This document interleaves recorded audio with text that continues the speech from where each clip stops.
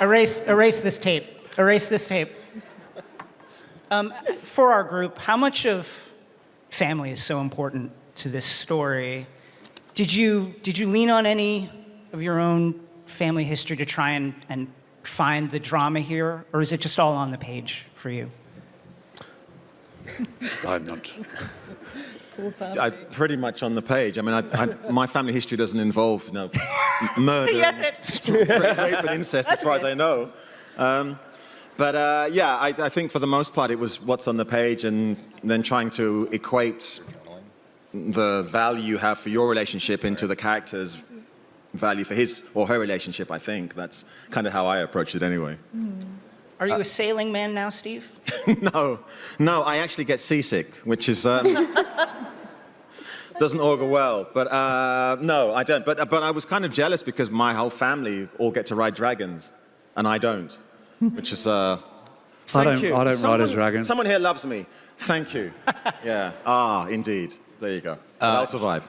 Jason. Yes. Emily Carey impressed both Miguel and I really out of our seats on one of her first days on set, because she does journaling in character as a way of learning her background. Emily, you should talk about that because it's fascinating. Yeah, so I find it one of the best ways to get into character. And for Alicent, we had so much creative freedom, all of us as a group, including Millie and Rhys as well, to sort of make up this whole backstory to her. Obviously, when we find Alicent, she doesn't have a mother, and there were some gaps that we had to fill, and so to sort of figure it all out, I just started journaling, and with the advice of Miguel and Ryan, I managed to come up with some form of backstory, and it proved to be very, very useful. So I think that ties into the family thing as well, is that there's a lot of Alicent's family that you don't see. But for the relationship between Alicent and Otto, family is such a key word, because it's all about bloodline. I mean, that's kind of what the show's all about. So, is there anything you could share that you found through that process? I think it just gave me a deeper understanding of Alicent. I think she's so multifaceted. There's so many layers to her. I think lots of people are expecting her to be the villain of the show already, but I think bringing her in younger, there was a lot more to explore. I think we were saying earlier as well that we didn't really talk to our older counterparts because there's such a huge character progression for both Alicent and Rhaenyra. I've never had the freedom to be able to create a whole human being like this before. So it was so much fun being able to go so in depth with her. Oh, that's wonderful. We heard a lot about the. Nicely done. Is there even such a thing as a hero and a villain in this story for our group? Well, it depends on how you define those terms. We're not going to have, anyone who's called Lord Evil or Mr. Atrocity or anything like that, and we don't have orcs or Trollocs or any like that. But there's certainly evil. I've always believed in the most interesting characters are great characters, like all the human beings I've ever met and read about, who are capable of generosity and love and doing good, and then the next week they do something selfish and bad, and we all have things to be proud of, we all have things to be ashamed of, and to my mind, I'll quote once again William Faulkner, who in his Nobel Prize acceptance speech said, "The only thing that's worth writing about is the human heart in conflict with itself," and that's something I've always taken as a mantra here. That all of these characters, have good in them, have evil in them, and it's a matter of what choices they make. And I like the fact that the readers of Fire and Blood divided as to who actually is the hero and who actually is the villain, and I hope the viewers of the show will have the same issues here. We probably should have seated this audience with greens on one side and blacks on the other. We're not there. We're not there yet, George. Okay. We're very united right now. The crowd is very united. Everybody is very happy. We don't want a war within the audience. So we'll do that next year. Yes. Right. Okay. What's it like to ride a dragon? I'm sure a lot of us have imagined it in this room for our dragon riders. What's that experience like? The only dragon I have ever ridden in my life is the one from the Never-Ending Story. Atreyu. Yeah, him. Because I don't ride a dragon in the show. But I was in the film studios in Germany, and there was something that looked like a bunker, and it was really run down, and these school kids kept going in and out of it, and I was like, what's in there, you know? So when everybody went, I tried the door, and it opened, and I walked in, and there he was. Like, in this room with all damp and everything. He was like... So I was like, it was just me and him, so I got on the back and had a little ride, like... Yeah. So that's the only dragon I've ever ridden. True story. Falcor.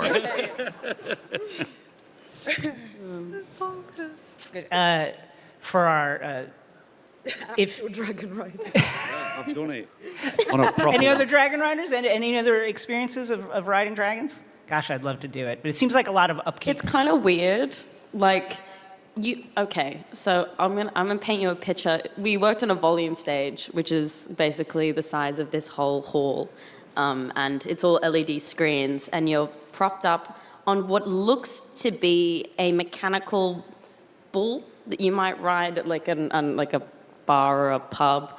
And they harness you in, and then you're just lifted like 6 feet off the ground, and there's just like 4 guys with leaf blowers, and you've just got to like do it. I mean, it's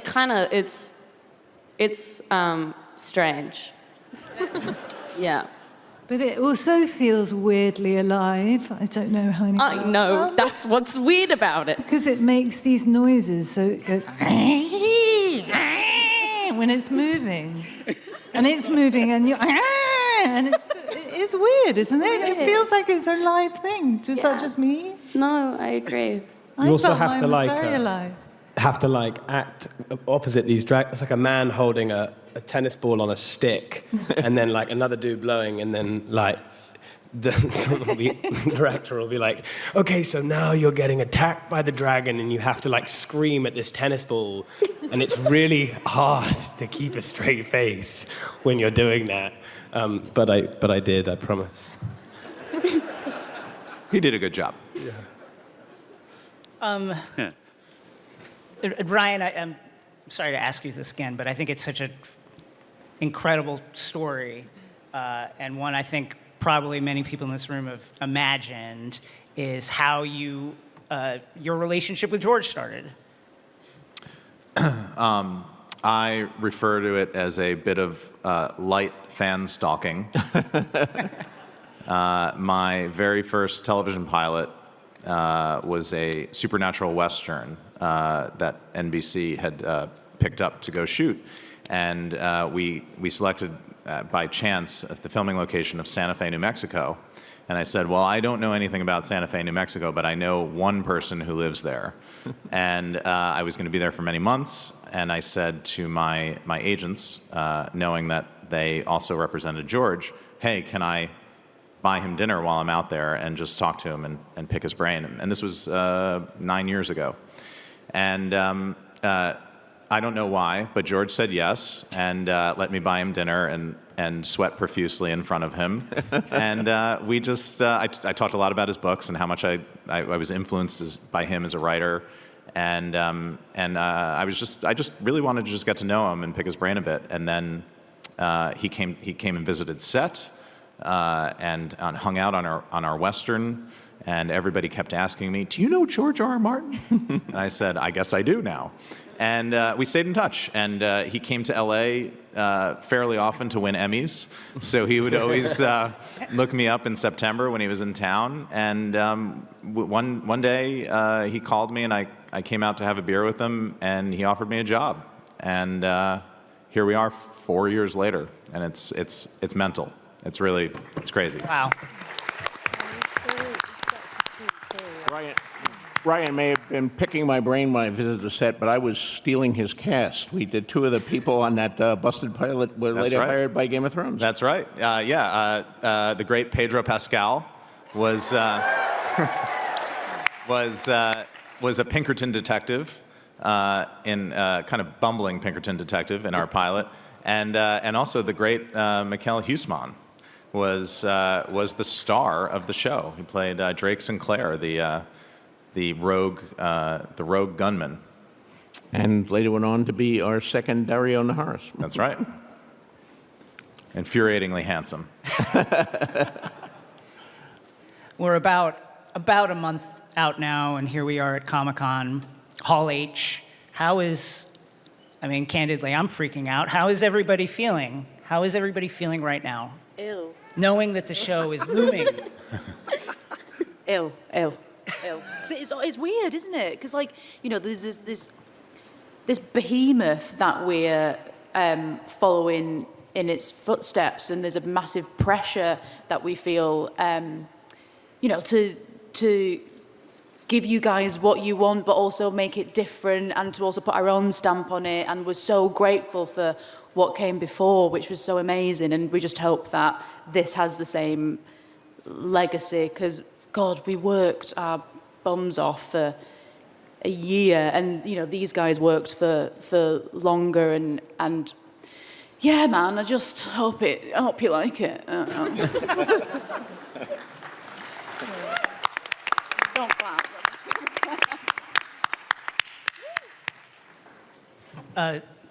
Steve, I asked you this yesterday. I have to ask you again. As a fan of color, as an Asian fan, it's delightful to see you here. What is it like to be here? It feels great to see you in this role. Thank you. It does feel great because other than, as we spoke about yesterday, other than certain people's viewpoints about someone who looks like me playing this part, it hasn't really played a part in the role, in my experience on the job with my fellow actors. As I said, there are people outside who find it a little hard to stomach that someone who looks like me would play this part, but that's an issue they have to deal with. I don't have to, you know. So I just have to. The issue is always the same. I just have to say the lines convincingly and avoid bumping into the furniture. So as long as I do that. Yeah. Any other thoughts? Any other stray thoughts bumping around in anyone's head? I'd get arrested, You don't want to ask mate. that of this cast. Paddy, Steve told me you can box. I can't box. No, don't start that one. But you know how to throw a punch properly. Well, yeah, possibly, yeah. I've been taught how to throw a punch properly. That doesn't make me a boxer at all. Are you challenging him? I mean, What's going on? no, definitely not. 100%. I think I could take The Rock, who is back there. Yeah, I give him a good hiding. Yeah. Old school style. On the cobbles. If you Like had the Gypsy King himself. if you had to fight one Sir Kristen Cole or 100 baby dragons, everyone here, which would you choose? I'd beat the shit out of all of them.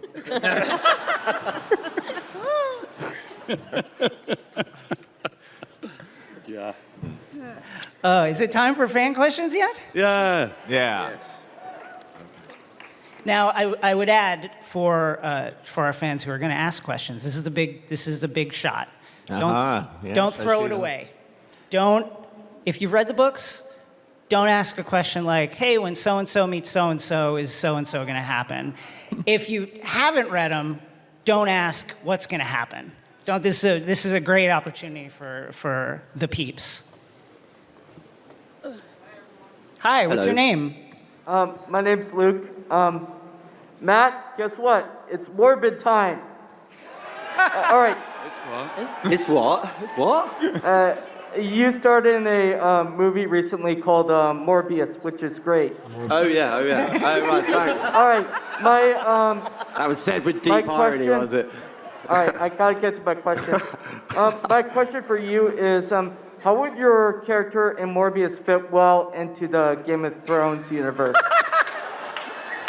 Well, I mean, he's a vampire, so I think he'd struggle first off. I don't know really. How would he fit well into the Game of Thrones universe? It's a very good question. I think he would be a fish out of water, in truth. I don't think he's got the chops to do it. But I'm glad you watched a completely different movie to this. Oh, the doctor would be all right, mate, yeah. He'd land on his feet. Next, your name? My name is Tori, and my question is for Eve. Is that Rhaenys? It is. Oh my God, you look amazing. That's Thank amazing. you. You look so much better than I do. You definitely look much Oh my better. God. So the hair's even better, isn't it? Yeah, everything. Was that the wedding? You come as the wedding? Yeah. Oh my God, I love it. Thank you. That's incredible. So you come from a theater background where you've played many famous characters from text. What drew you to Rhaenys, and how does it feel to be joining a universe with such another famous character from text? I'm so sorry. Can I just ask you to ask me that a little bit slower? Because I didn't quite hear all of it. Of course. So you come from a theater background where you've played many famous characters from text. Yeah. What drew you to playing Rhaenys, and how does it feel to be joining another universe with such a famous character from text? Oh gosh. Well, I don't. What's going on down there?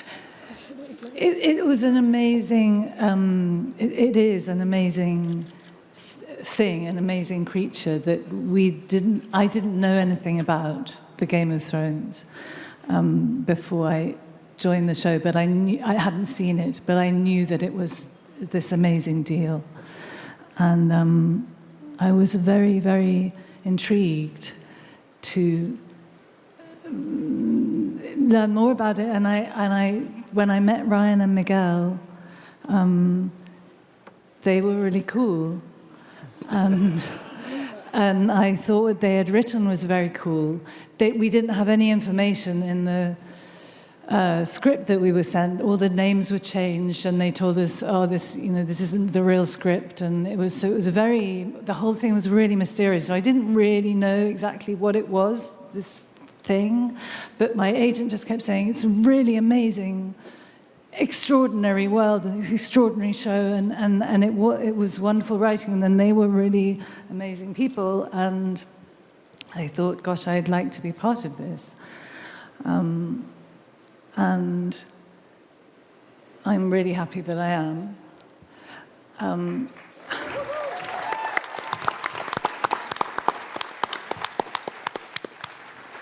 Next, your name? Hello, my name is Stefana, and my question is for Matt Smith. Hi, Stefano. Hi. So nice to meet you. It's very nice to meet you too. So, I grew up seeing you as a good guy, as the 11th Doctor. Yeah. How does it feel to take on... Yes. How does it feel to take on more sinister roles, like in Last Night in Soho and now this? Well, I think it's just quite good to sort of have breadth as an actor, and you sort of try and challenge yourself and find different avenues to play, really. And once I'd sort of played the Doctor, I was quite actively looking to sort of do something that felt completely different. So yeah, but it was really nice to meet you. Have a great Comic-Con. Yes. Hi, my name is Ron, and my question is for Mr. George R. Martin. Will we see you in a cameo? Will you see me In a cameo. I don't know. Please. I mean, for the last couple of years since COVID hit, I've hardly left my house. I've been, trying to stay away from COVID, and also, you may not know, but there's this book that I'm writing. It's a little late, and I don't see me visiting a set or doing anything until I finish and deliver that book. And then if the show's still going, who knows? Maybe I'll show up. I did do a cameo in the original pilot of Game of Thrones, but they reshot most of the pilot, so I was left on the cutting room floor. Yeah, and I was supposed to be, at a certain point, I was supposed to be a severed head. That scene where Joffrey makes Sansa look at all the severed heads on the walls, I was going to be one of them, but then they found out how expensive it was to make a severed head, and they just bought a box of used severed heads. One of whom was George W. Bush, which got us in a lot of trouble when people noticed it. And I don't think he's there any longer, but if you get one of the old DVDs, you can see that. But I know, who knows, maybe I can yet become a severed head at some point. George, I know a guy. I think I can get you in the show. You're welcome anytime. George, thanks so much for leaving your home to be with us here today.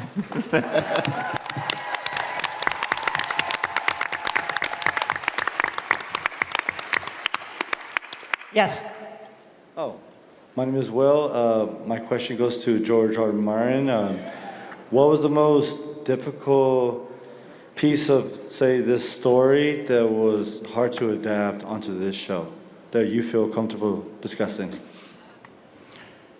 Well, it is a very hard story to adapt because it's very long and it's very complicated and there are many, many characters in it. And so, Ryan had quite a challenge there in adapting it. I don't know, what was the hardest part to adapt? I mean, that's a great question. It's a really interesting challenge because it is not a traditional novel. It's not written in prose. It's a history book, as George calls it, a fake history. And so there's a lot of signposts in it, but there aren't necessary. There's some dialogue, but then other things. It's just, oh, this happened on this day, and then there was a war, or there was a fight.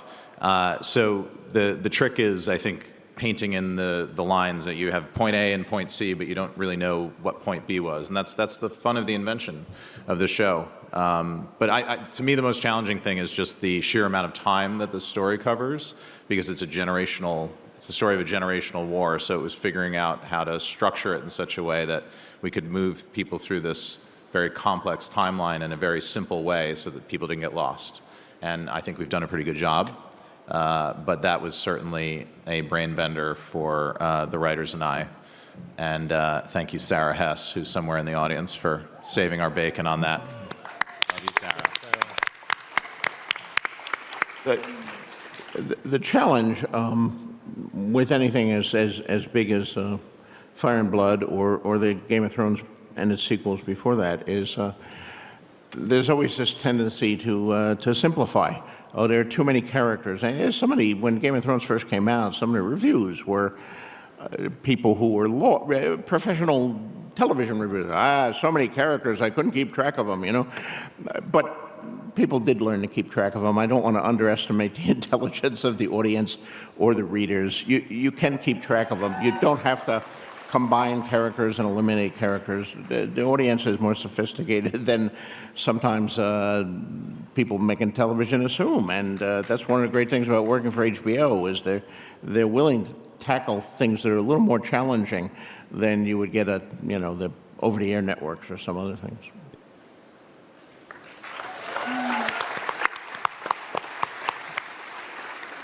Hi. Hey, my name's Raphael. Pleasure to be with you all. My question is, what realms in Westeros that we're just a little bit familiar with from the previous work are we really going to get to dive in and get to know? Oh, realms. Yeah, realms, geographies. Oh, and one quick comment. Oh, the microphone. Oh, no. He was going to tell us that we were great.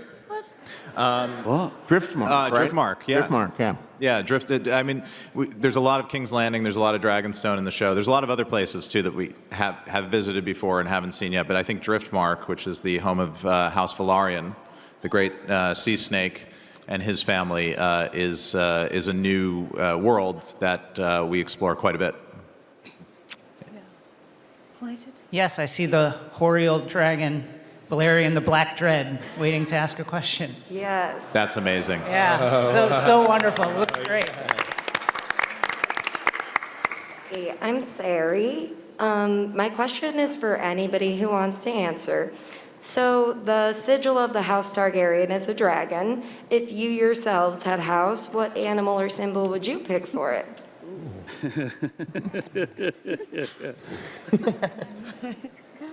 I'd pick a My llama. sigil is the turtle. That's why I wear one on my hat here. So.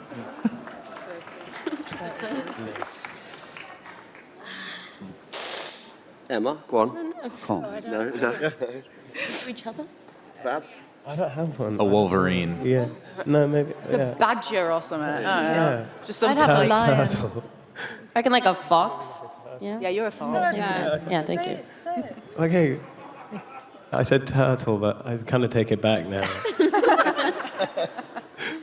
I had a lot of fun writing the books with the heraldry. I get carried away with the heraldry for the houses. You know, I read about, when I was starting, a lot about actual medieval heraldry and all that, which is fascinating, but also kind of boring, because it's like 75% of the people have lions and the others all have eagles. And, you know, where are the badgers and the lumps of coal? Kristen Cole has, I think you have 9 lumps of coal on your shield, right? Yes. Yes, not really as exciting as a wolverine, but Yeah. still.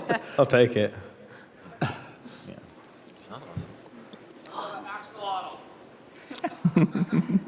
What Yes, about the next. what? Hello, I'm Nico Holt. Will we get a chance to see the house history of Targaryens through these series for the show? I mean, that's what the show's about. So I have good news for you. Will we get a chance? The thing about history, of course, is it's, just one damn thing after another, as someone said. That's right. So we're showing the history of House Targaryen at a certain point in time, but you can go before that. Fire and Blood actually begins with Aegon's conquest, so there are like 4 previous generations. And Aegon wasn't born from sea foam. He also had a father and a mother and a grandfather, and they're all the lords of the Targaryens that go back to when they escaped the doom of Valyria. But you can go back further, and what were they up to in the doom of Valyria? And who knows, maybe if I can only live to be 140 instead of 73, maybe I'll write some of those other stories about the Valyrians in the past. But there's a lot of history.